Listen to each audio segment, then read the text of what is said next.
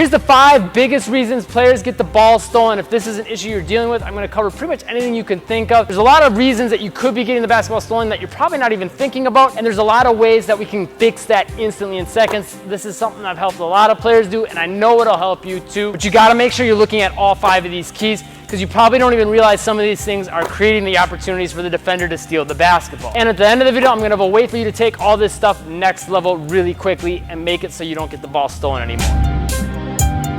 So the first reason is your grip and your ball control. On the surface, this might just sound like, well, if I don't have grip and ball control, I'm just losing the basketball, I'm not getting it stolen. True. But if you don't have really good grip on the basketball so you don't lose it even a little bit to begin with, and if you don't have great control to be able to go into like all your different hand positions, like your inside out dribble, your V dribble, your forward back rolls, and all areas around your body, your behind the back, your between the legs, your spin move, right? All that stuff, you're gonna have a hard time in game situations, because if you lose it just a little bit, that can slow things down or put the basketball in just out of reach from where you want it. Now it gets stolen. If you're not comfortable putting the basketball in all areas around your body, again, it could get stolen, right? If a defender's tight to me and I'm only comfortable doing a regular crossover, they can rip that. But if I put it behind my back, they really have no opportunity to get their hand in there to poke at it. So you gotta get that grip up, and you've gotta get your control over the basketball down in all areas around your body. At the end of the video, I will have something for you that will help you a ton with this in minutes. Second big reason is if you're exposing the basketball too much. Now, there's a bunch of different ways you could do this. So you could have the basketball in your hand and be exposing it by being close to the defender and having it too wide or too far in front of you. You could be exposing the basketball by just not having either of your hands on the basketball. Or you could be exposing the basketball even just by having it more down low in front of you, but some defenders like to wait for those dribbles down there and steal it. And if you're using that stuff too much, that could be exposing the basketball. You want to think about some of the things we talked about earlier with ball control, right? Being comfortable with dribbling the basketball behind your body, so now it's not exposed. Keeping the basketball tighter or behind you, even when you're doing your regular dribbles, when you're close to your defender, all that.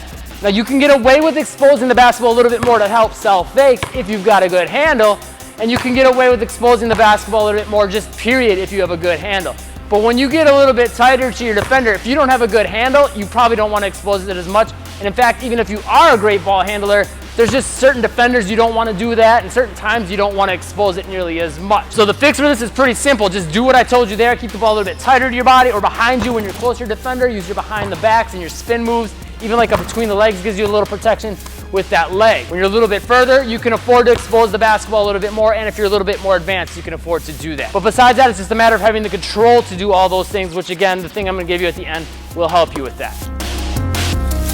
Third big thing is something that's really common and something a lot of players don't really know how to work on. I'm going to help you out with that though. So this third thing is you're not fast enough with your handle. So maybe you're quick, naturally, you're a quick person, but that doesn't mean your dribbling is fast. You need to work on that dribble speed, your footwork speed with that dribbling. All that stuff's got to be in place. If you don't have all that in place, higher level defenders are going to be able to steal the basketball because you can't react quick enough. Or you see an opening to get to, and if you're moving too slow, defender sees it coming, they're going to pick your pocket, right? So you got to make sure that you are working on that speed side of things, so when that opportunity happens, you can get there without getting the ball stolen. At the end of the video, I'm going to have a YouTube video I'm going to link you to that's going to help you take that speed next level. But one thing you want to keep in mind with your speed is a lot of players, they'll work on speed or they'll play in games trying to play as fast as they can.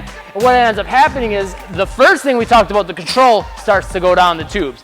So if you can't keep control over the basketball good when you're moving fast, the analogy I like to use is a race car, right? If you're driving a race car 150, 200 miles an hour down the track and one of the wheels is falling off, the steering's out of alignment, and maybe the steering wheel doesn't even work, that's a problem, right? You're gonna crash. Same thing in basketball. That's how you get the ball stolen. If you're moving 1,000,000 miles an hour, but you don't have control over your body, the basketball, your footwork, all that stuff. You have to have the control with the speed. Again, the thing I'm gonna give you at the end is gonna help you with your control. So that way, when you add the other element, the speed, which I'll have another YouTube video for, you're gonna go next level with your ability to beat defenders.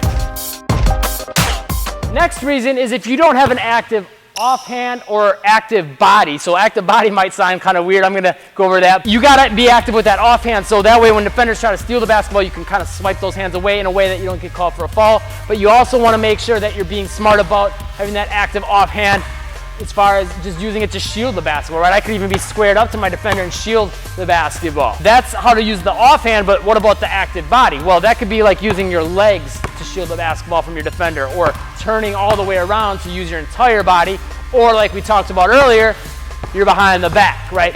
So you've got to be active with how you're using your body and that offhand to keep defenders from being able to just poke at it. You can't just let them get in there so easily. Simple thing you can add to your game. At the end of the video, I'll link you to another YouTube video that'll help you take this stuff next level as well. But of course, to do any of that stuff, again, you've got to have that ball control in place, because if you don't have good control, trying to add this into the mix is going to make things even harder. On top of that, getting that active offhand involved while still dribbling and having control is another next level type of control, right? It's one thing to be able to do an inside out dribble, but it's another to be able to do that inside out dribble and shield the basketball right from it. You have to take that control next level first of all to help make that a lot easier.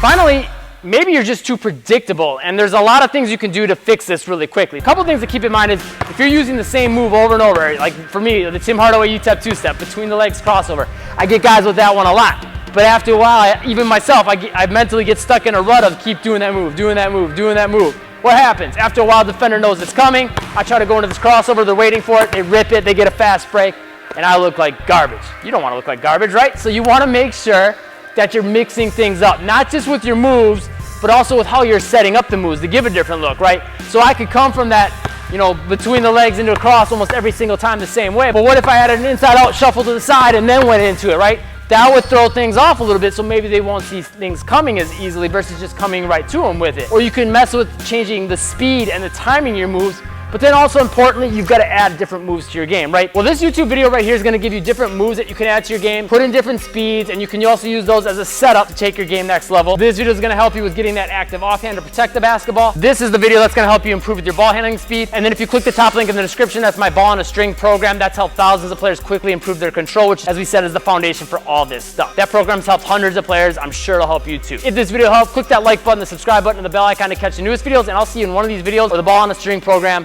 next.